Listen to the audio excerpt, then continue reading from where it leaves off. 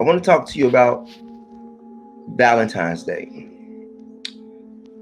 Why Valentine's Day? Because Valentine's Day is coming up, and we as Black people in America, we spend a lot of money during this holiday.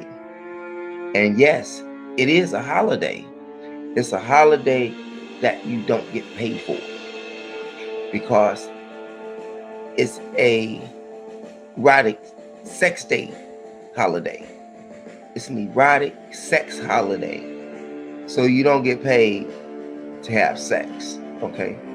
However, this date, Valentine's Day, was originated, really, it wasn't even called Valentine's Day. It was called the Festival of Lupercalia. Lupercalia is a goddess of fertility for the Romans. But look how they did, and look at what they did during this Lupercalia festival day that eventually got called Valentine's Day. Okay, and it goes on from anywhere from the 13th of February through the 15th of February, depending upon where you're located at geographically. And like I say, there are some dark secrets to this thing. Very, very dark secrets, but I'm just going to name one, maybe two. And the rest, you'll just research yourself. But in this Valentine's Day, Lupercalia Day, aka Valentine's Day, it is attributed to the god Lupercalia, as I was saying, and in ancient Rome, it was supervised by priests who call themselves Luperci of Lupercalia.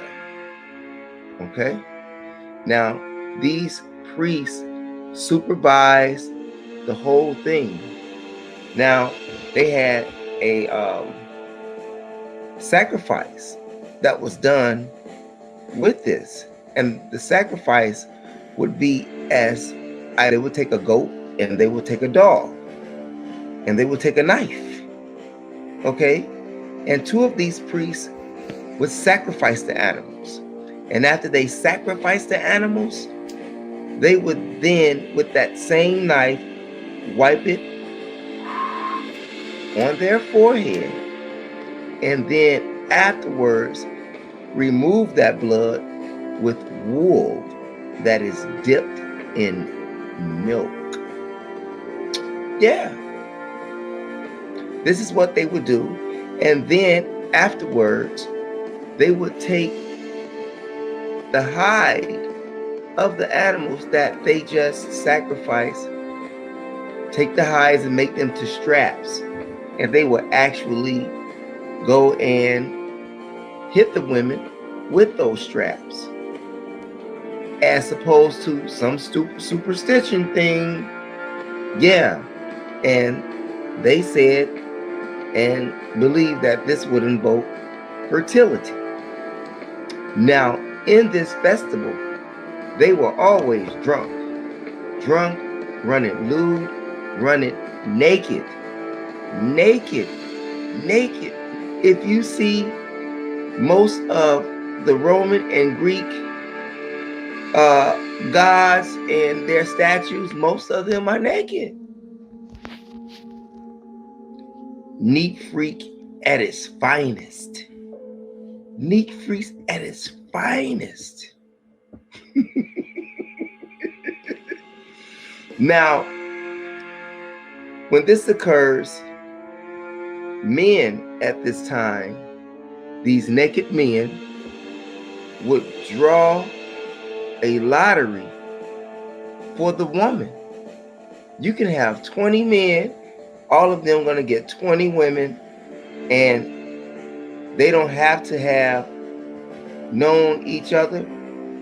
You put your number in the jar, your number get pulled out, that's who you're left with for the rest of the year. And there you have it. That's what took place. So normally you would just be a lottery drawing of coochie. Free coochie at that. And you would have to stay with this guy for the whole year according to Roman customs. Now you also have the martyr, Saint Valentines. He was a bishop of the Catholic Church, but he was a Christian bishop. Okay, now remember, the Catholic Church was wreaking havoc on the Christians. They were wreaking havoc on the Christians. I'm just saying. I mean, they were the same ones who was responsible for crucifying Peter upside down, okay? But anyway, sticking to the St. Valentine thing. And under Pope Claudius II, he ordered the Roman soldiers not to marry. And St. Valentine's, being a patron of love, actually married some of the Christians to the Roman soldiers. But not only did he do that, he continued to marry Christians while they were at war with the church. And he even continued to try to, what's the word I want to use? He wanted to bring him over to Christianity. He tried to reform him to Christianity, and he got beheaded. And that took place in like 269 AD. That's right, 269 AD. And in the 5th century, I think it was Pope, no, I don't think, I know, from according to my research, it was Pope Gelasius, who combined Lupercalia Festival Day and the martyrdom of St. Valentine's, combined them together to give it a facelift, so to say. So instead of you running around naked and being drunk, they put some clothes on you so you won't be having to do that. You know, so you have a smooth freak-meet without being naked.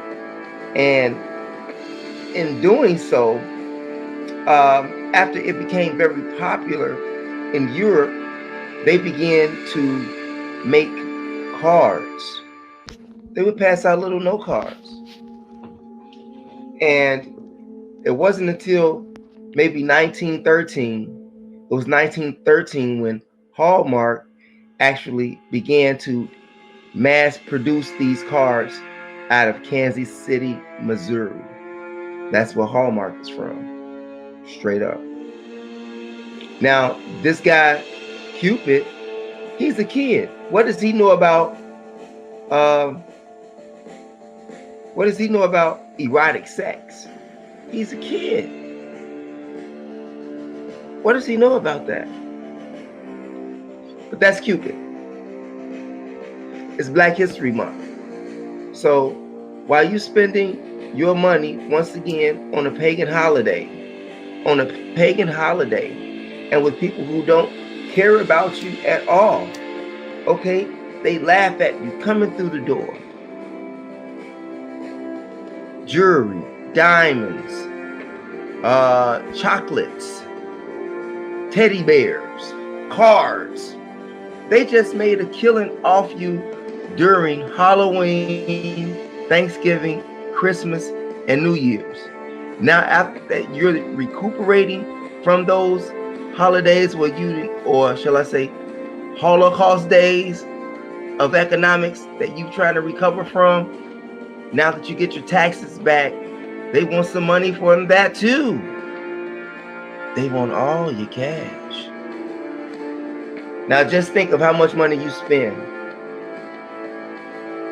How many of you all knew that about Valentine's Day? Well, if you didn't know, well, now you know. As I say, I hope that it's